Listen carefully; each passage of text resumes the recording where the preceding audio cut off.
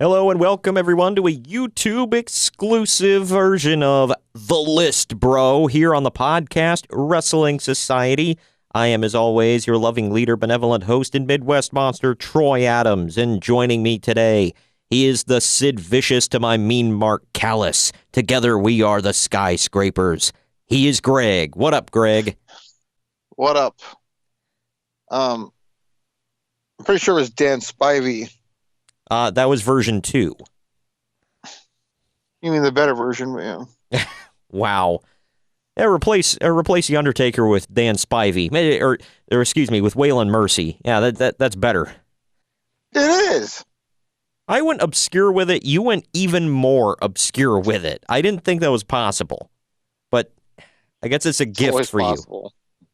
Oh, wow. Well, after first of all, to all of our loyal watchers and listeners, whatever, we had a lot of YouTube content last week for Halloween week. I apologize. The List, Bro, was posted a little late. Instead of during the week, I didn't post it till the weekend. It was just a lot of stuff going on last week for me. I was working overtime, all that. So everything will be posted on time this week, though. So, oh, man. But with 2 shows, 2 weekends in a row for WWE, and then you and I did some watch-alongs. We did The List, Bro, and all this other stuff. It just, man, lots going on. So, but I don't know about you. I am excited for this list today, bro. Yeah, how hard was it for you to fill this one out? Because for me, it took a bit. I thought of a lot, but I had to break it down to 10. So yeah. Also, the 10 I picked, I just want to make it clear so we don't get into this in the middle of it. I'm not saying they became like Hall of Famers or anything. I'm just saying it prolonged it from what it would have been. Right. Yeah. Well, the whole thing is, career-saving repackagings, because I mean, somebody you can look at them and be like, yeah, they're not doing just anything. There's literally nothing that you can think of to do with this person anytime in the future, and then all of a sudden they get repackaged, and it's like, okay, you might not win a whole lot, but you're going to win more and be at least featured more than you ever would have in your previous incarnation. So I guess, fair to say? Yeah, that's about exactly what I did. All right. Well, mine, these guys, and again, I'm not saying all these were like main eventers, but they went on to do good things with their repackaging. Some of them, like my top one, went on to do a lot when he was repackaged, and there are a few that did. But I tried to pick the top ones. Last week I started off, so why don't you pick it up this week as taking the honors there, Bill Bromanowski. Wow, what the hell? I gotta get it in. Man. Started off with one this week. Oh yeah. Okay. Wow. Oh man. Well, you had to go with the roids. Wow. Well, let's start since you were taking over for the list. Let's hit the sounder. It's time for The List, Bro. You're not on the list, bro. Behind the velvet rope. And as you said last week, nothing screams fancy more than a velvet rope. How apropos, because number 10, I said Rob Terry. No, I didn't. When he got repackaged as... Oh, I would have said when he got repackaged as the freak in the menagerie, but whatever. I think Robbie T saved his career, dude. Well, it did get him featured a lot more than he would have when he was... He was like the most random person in the British invasion. Because you had Magnus, who went on to be a bona fide Hall of Fame, not Hall of Fame, a bona fide like main eventer for sure. You had Douglas Williams, who's like an amazing wrestler. Then you had Rob freaking Terry. Why not, dude?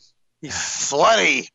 Every faction needs a sweaty man. Look at those rippling muscles and the 8-pack abs. Damn it. See the sweat rolling down him. British accent just gets me.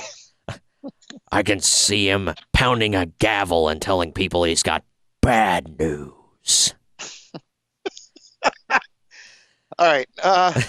Number 10. Oh, this one's like really obscure, but I was like, he did nothing at all. And then they repackaged him, and he was a 2-time tag champ. So I said Typhoon. Wow. Yeah. Start out real low.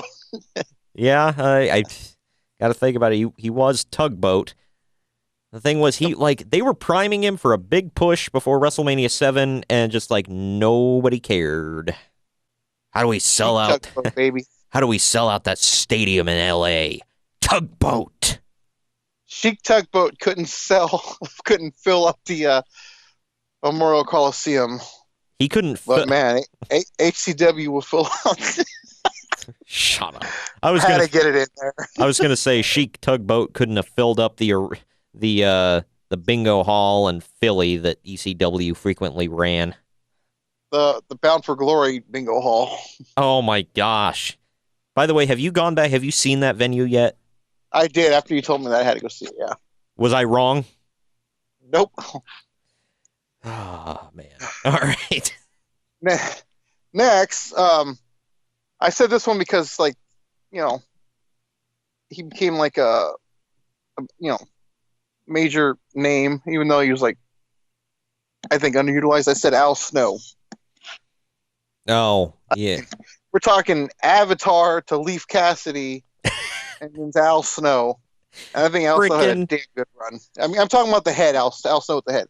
Freaking Avatar. Oh, yeah. Man. Oh, that's right up there with the Sheik. I mean, the Sultan. I'm sorry. The Sultan. Yeah. I don't know. I always liked Al Snow with the head. I thought he was a good wrestler and it was really funny and hilarious. Oh, hell yeah. Al Snow could have done so much more than they had him do in his career. And oh, yeah. Like, I liked his weird-ass theme that he had in WWE, but when he came out with the Head Like a Hole by 9 Inch Nails and ECW, that was where it was at, man. And then the whole crowd had their mannequin heads. That was sweet. Yeah, it was. All right, next. Now, both these guys are like really good, and but at the time they were dwindling, and then they did this, and it became huge. Yeah. I said the APA. Oh yeah, they went from the Acolytes, which what the hell was that? And then they became APA. Exactly. I like how they talked about that on Pritchard's show, where they brought it like they were like, what the hell was that on their chest? And Pritchard was like, I think they just drew crap, and they were like, what are you drawing? I'm gonna draw a circle. Me too. I can see that being Bradshaw. I just don't think one of those was Farouk. I don't know who you were mimicking there. I don't know. Both of them sounded like Michael P.S. Hayes, but whatever. Oh man.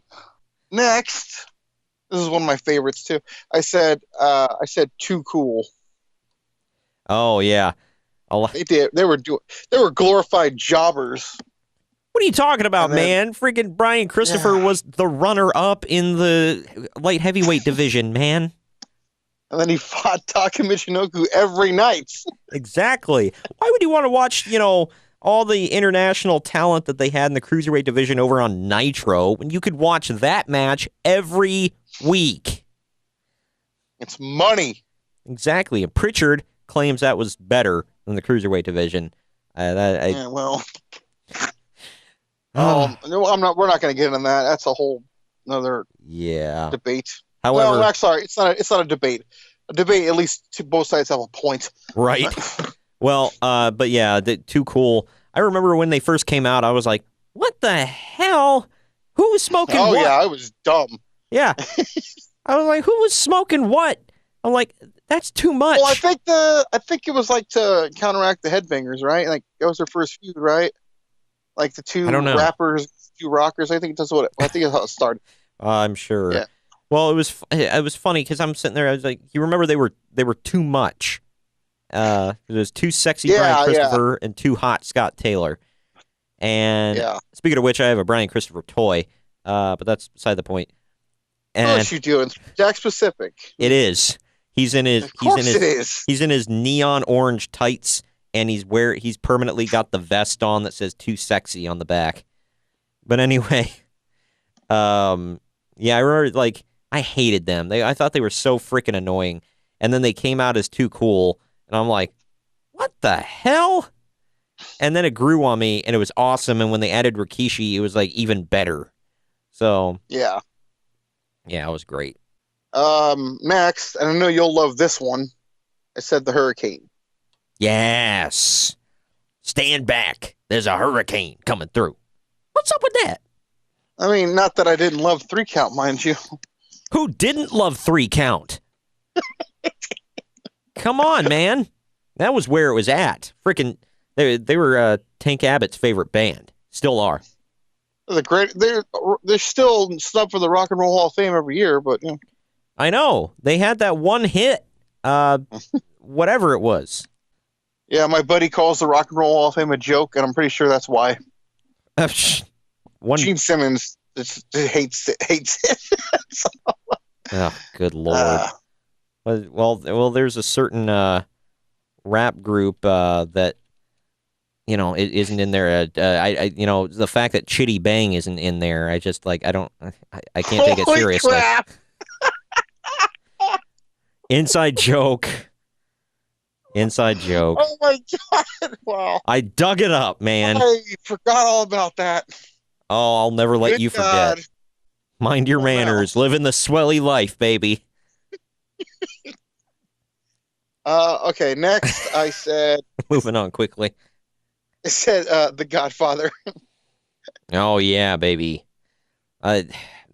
He went through so many changes and repackagings. It was just like a joke after a while, and then he landed on The Godfather.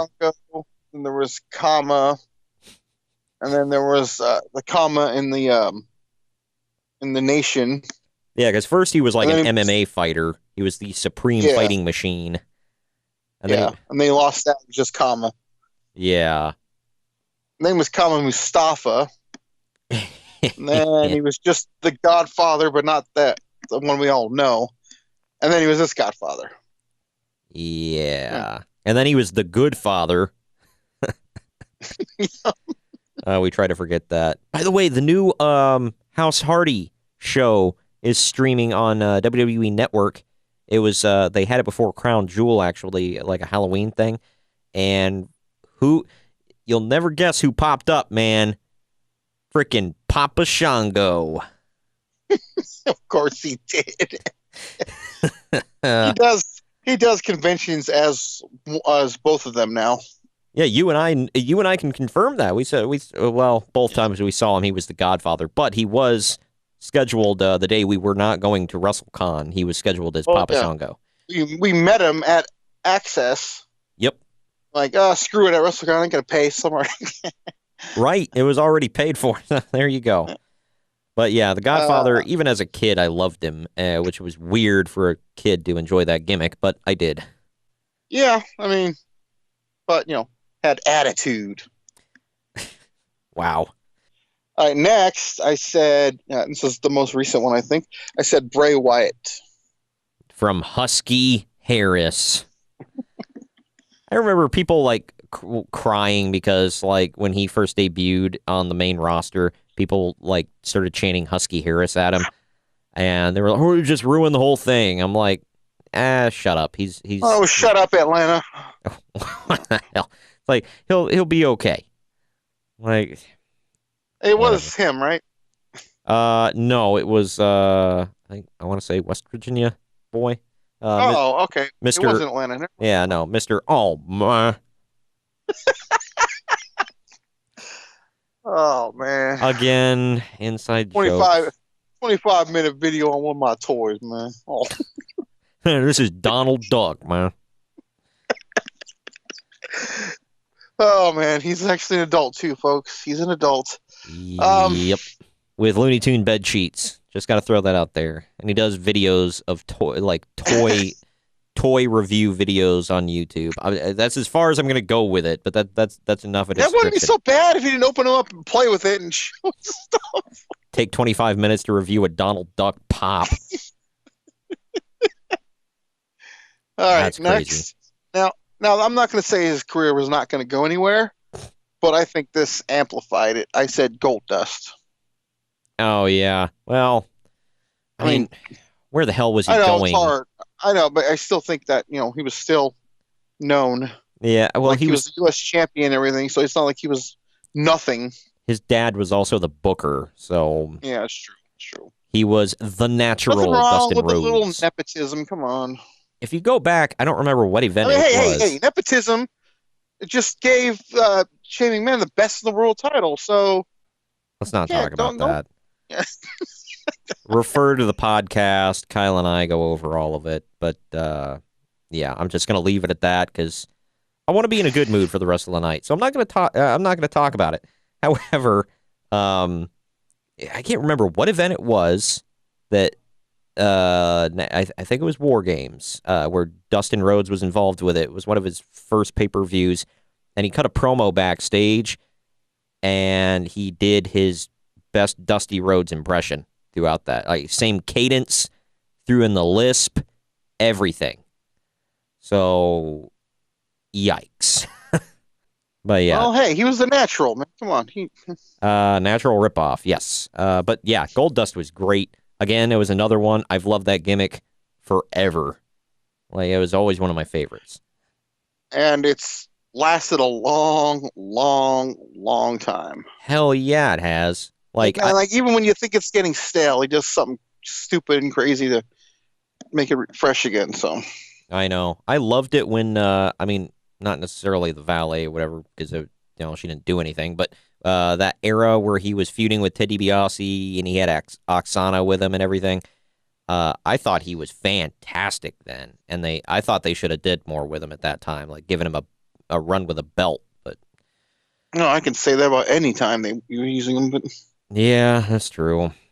So I guess that puts us at your number 2? Yeah. All right, let's hear it. Bohemian Rhapsody. I figured that was topical for the movie that just came out, but go ahead. No, totally got that. Number 2, and just there was so much crap that he had in WCW when he came to WWE. He was like a rebirth. I said Diesel. What do you mean crap? Vinnie Vegas? You're right. Oz?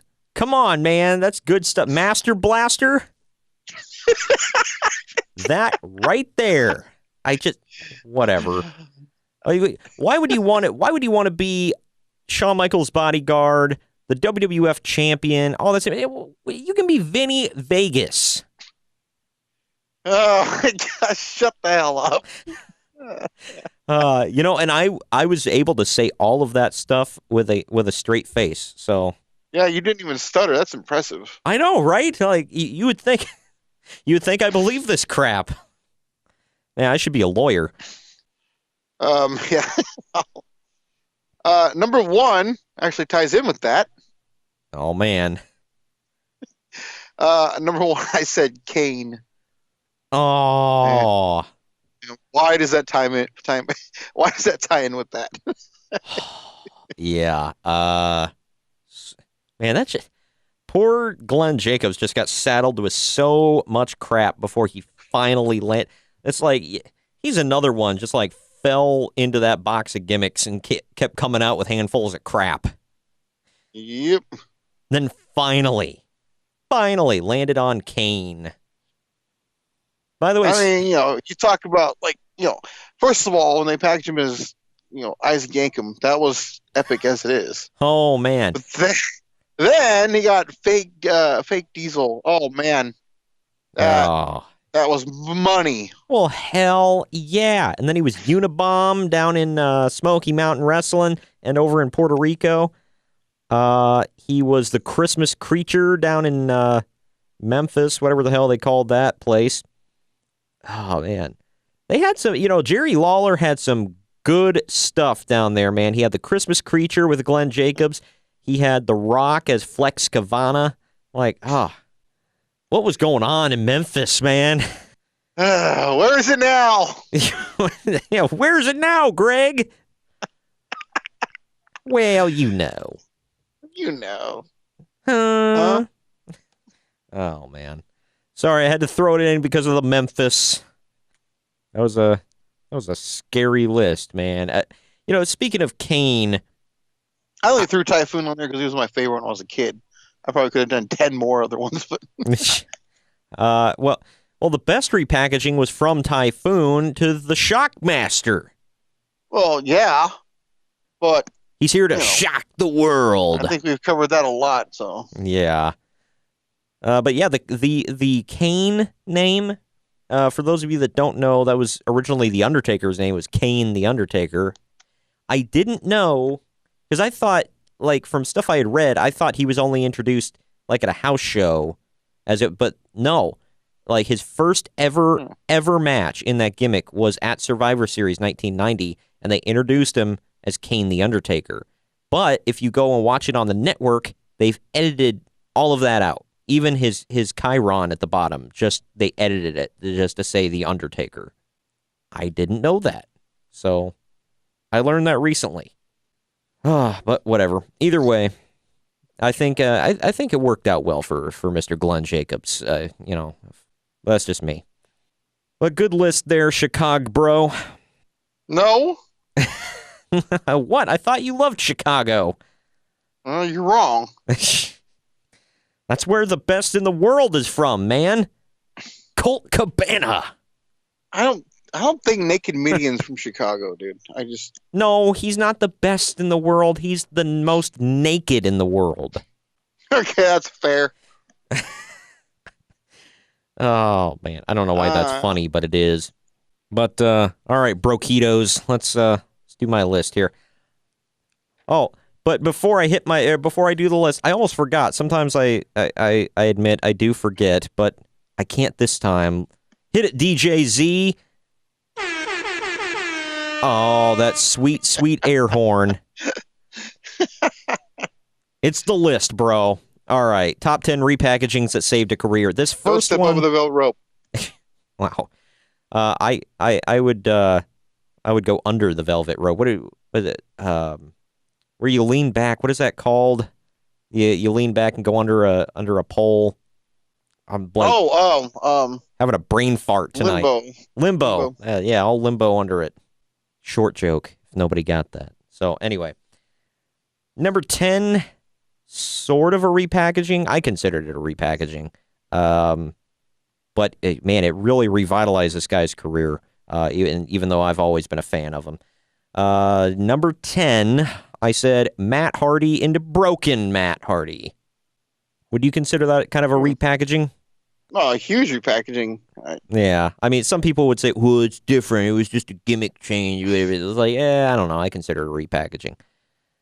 Because, I mean, it was a complete repack. Yeah. Yeah, he changed almost everything. I mean, his moveset was the same, but, I mean, he himself, man, it was drastic. It was wonderful. Wonderful! Oh, yeah. Number 9, I said, and we talked about this one before, I said Bradshaw into JBL. While I don't think I don't think he was going to be fired or jobbed out or anything like that. I mean, what was the ceiling for Bradshaw compared to JBL? You know? Well, yeah, he only went on to win the WWE title 2 months later, so. Yeah. And, I mean, his whole persona just completely changed. His look changed, everything. So, big He's lead. no longer the longest reigning WWE champion in SmackDown history, though. Yeah, no, that honor goes to the current best in the world, in my opinion. Number 8, I had this one higher because the other two, I mean, they were kind of themselves. It was just like a slight gimmick change. They didn't go away and come back. It was like, no, I'm somebody else. But however, this one kind of did. That's why he's a little higher on the list.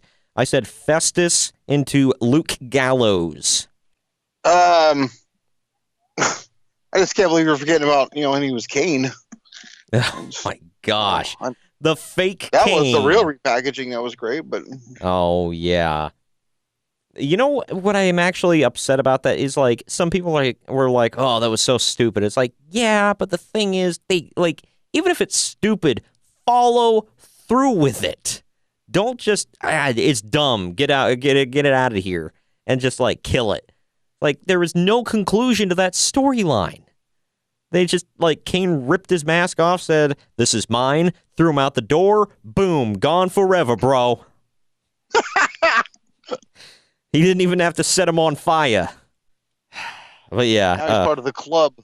And you know what was weird is when he was Festus, he was like, he looked like a 40-some-year-old man, and he was like 23.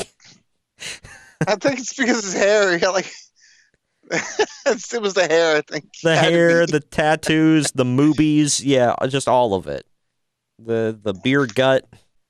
But yeah, I think it worked out well for him changing to Luke Gallows. Now he's a fairly good brother. Number 7. This was a complete total repackaging, and you had him on your list. Husky Harris into Bray Wyatt. Yeah, that was a huge repackaging. Now, some people forget there was a pit stop in between there. He tried out a gimmick down in NXT called Axel Mulligan, where it was basically Bray Wyatt, but a little more Texas Chainsaw Massacre-ish, and he wore a mask. Yeah. And he did the stunner as a finisher. It was a little weird, but that was like the early stages of Bray Wyatt. But it was nice. He did what Waylon Mercy couldn't and got over. Number 6. Here's one you didn't have on your list. I said, Nikki into Dolph Ziggler. See, I thought about that one. Yeah. But then I was like, the Dolph Ziggler shakes your hand into this, like, kind of. Hi. I was all over. I'm Dolph Ziggler. I almost forgot that he did that crap. He just walked around introducing himself backstage. Like, what the hell? And, like, they said he picked out the name Dolph Ziggler. Who picks that name? Like, what the hell? It just goes to show you can't blame WWE for everything. Oh, my gosh, I know. Like, yeah, they were like, come up with a new gimmick name for yourself. Dolph Ziggler. Like, you want to try again? No, I'm set. Yeah, I think I'm good. All right. Number 5. This one's in the Wayback Machine. It is Rockabilly and the Roadie into the New Age Outlaws. I think that was a failed repackaging. I mean, I want to see more Rockabilly. There's miles to go on that. Oh yeah, the former Smoking Gun into the protege of the Honky Tonk Man. Because, 1997, the Honky Tonk Man still had some legs on that gimmick. Holy crap. And the Roadie, man, good Lord. Those two gimmicks were god-awful, and yet somehow they came together, and it was magic. You had the Road Dogg and Mr. Ass.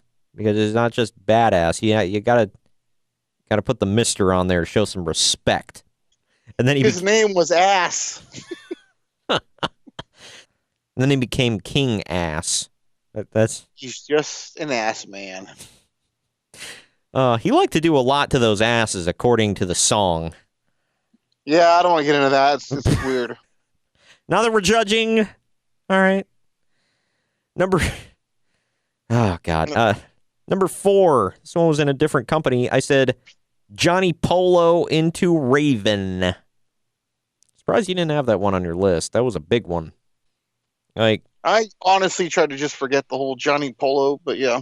How could you possibly forget Johnny Polo and Johnny Flamingo, man? Oh. Like, that was some good stuff. Came out with a croquet mallet and the Hawaiian shirt. Oh, man. He was. He lost a bet to somebody to see, who could be the whitest guy possible. By the way, I got to correct myself. It was Scottie Flamingo. My bad. Oh yeah, thanks for fixing that. Well, yeah, I don't want to offend the marks. Come on, man. There's somebody that's going to correct me and be awfully offended that I forgot the name of the great Scottie Flamingo. Look, all right, if they pick that up right away and they immediately comment, they have bigger issues. They're like, whoa! Just saying. It wasn't Johnny, all right? It was Scottie, damn it! We found Scottie Flamingo's fan. But he went on from that to Raven. Like, what the hell, man? You want to talk about a repackaging? That's some hardcore stuff, man. That's some Dustin Rhodes into Gold Dust stuff right there.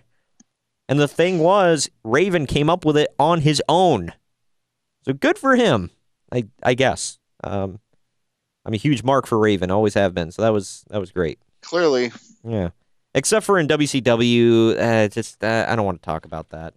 Let's not. Oh man, I love the flock, dude. It was all about Ron Reese. Oh, you mean the Yeti? Yes. He's but here. In this iteration, it was all about Ron Reese. He carried the flock, dude. Oh yeah, literally on his he would bring Kidman out on his back, giving him a piggyback. Oh my God, you freaking said that. Number 3. I had him a little higher on my list. I said fake Diesel into Kane. Oh man, again, why? I said fake Diesel because that was like his most recent before Kane. Yeah, man. Again, miles to go, and they just change him into Kane. Yeah, he had some legs on that fake Diesel thing. Him and the fake Razor. Can't remember what the guy's name was. That's how important he was. Oh, man. Yeah, I think that guy went into real estate, by the way. They scared him out of wrestling with that gimmick. And the heel JR who brought them in. Man, it was just a whole slew of greatness. Oh, man. Man, JR's got Bell's palsy, and he's a real sympathetic character. You know what we should do? We should send him out there and make him an a-hole. Look at my face. Get the crowd to boo him. That'll be great, pal. They literally turn the crowd into what's the word I'm looking for? Making fun of the handicapped. But the thing was, the crowd didn't really hate him. Like, he's out there talking like a heel, but they didn't boo him. So he failed. They did feel bad for him. They were like, well, god dang, man. Like, poor dude. God dang, pal. Number 2. This was my number 2 and my number 1 I'm fairly comfortable with. These were big. Number 2, I said Mean Mark Callis into The Undertaker. Ouch. Big leg. I mean, I don't know what kind of career he could have had as Mean Mark, because at the time he was fairly new to the biz, and he came out in chaps with a vest and biker gloves. Man, that screams world champion right there. Well, you're almost describing Stan Hansen's getup, and he was over in Japan, man. And Barry Windham. Exactly. 2 of the greatest of all time. I will not sit here and let you disparage the good goddamn name of Barry Windham, all right? But Sweetwater, Texas. Oh, man. Hands up for how many people actually know where that damn place is. But yeah, this was a big thing. He almost didn't get signed. The story's been told a couple times where, like, Bruce Pritchard literally had to beg Vince McMahon to meet with him. And he talked about when they signed Sid Vicious originally. Hawk looked at Road Warrior Hawk looked at Vince McMahon and was like, "You got the wrong skyscraper." So, and it turned out he was right. But yeah, I don't know. I mean, I think Mean Mark did pretty well for himself in the old WWE when he got repackaged. But yeah. So, speaking of which, he was in a big match just this past week, so how about that? And number 1, fairly comfortable with this one as well, I said the Ringmaster into Stone Cold Steve Austin. I thought about that one, but it was the Austin character was what he was in ECW. It's more like a pit stop, so yeah, but I didn't want to call it a repackaging because yeah, but I mean, he literally never wrestled a single match in ECW. Yeah, I know. He only did vignettes and talking crap about WCW in the back and whatever. So, I mean, that was the early stages of the character for sure, where he, was helping to do that. But the ringmaster gimmick was very, very different. And then, when he changed flip the switch into Stone Cold Steve Austin, man, just took off. Him and Hulk Hogan are neck and neck for like the biggest draws of all time. And it's not, according to everybody who's done research into this, they say it's not even close. Stone Cold blows everyone away with his merchandise sales, which is crazy because, I mean, think of how many various Hulk Hogan shirts have been out there throughout the years. And, the NWO. Oh, man, it's crazy. I still want to buy the What t-shirt. It's out there. But, all right, I think that about wraps that list up there. Macaroni and cheese. Oh, my God. Got another food item in there. All right. Well, anyway, next week should be a little bit of a thinker as well. We should have a little bit of fun with this one. This one, the top 10 storylines with unsatisfying or no conclusion whatsoever. Why did Naked Comedian have clothes all of a sudden? He didn't. Yeah, he turned back into Dennis Knight. Did he? Yeah. Yeah, I don't remember that one. Yeah, no conclusion, see? We gotta dive into that one. He was naked, now he's not naked. What happened? The end. The end. Shortest book ever, and the most naked. But anyway, that should be a good one. I assume that quite a few storylines involving Vince Russo and or Hornswoggle will be on this list. Oh, man. We met Swoggle. Sort of. Yeah. He came eye with you, I believe. Came up to my gut. You bite me. Anyway. He's lying, folks. Came up to his chin, at least. Oh, yeah, I'm sure. All right. Well, that about wraps it up. Thank you for joining me today, Greg, on the list, bro. And we will join you later. And also, for all of you, if you disagree with this list, comment down below, y'all, and let us know or hit us up on social media. Peace! Later. Thanks for watching this YouTube-exclusive video for the Podcast Wrestling Society. Don't forget to hit the like and subscribe buttons if you're picking up what we're throwing down. And of course, we always welcome feedback in the comments section down below. And if you want to keep up with the weekly podcast that drops every Wednesday, links to the show page are in the description down below, along with our social media handles and our associates pages. Come on and join the society.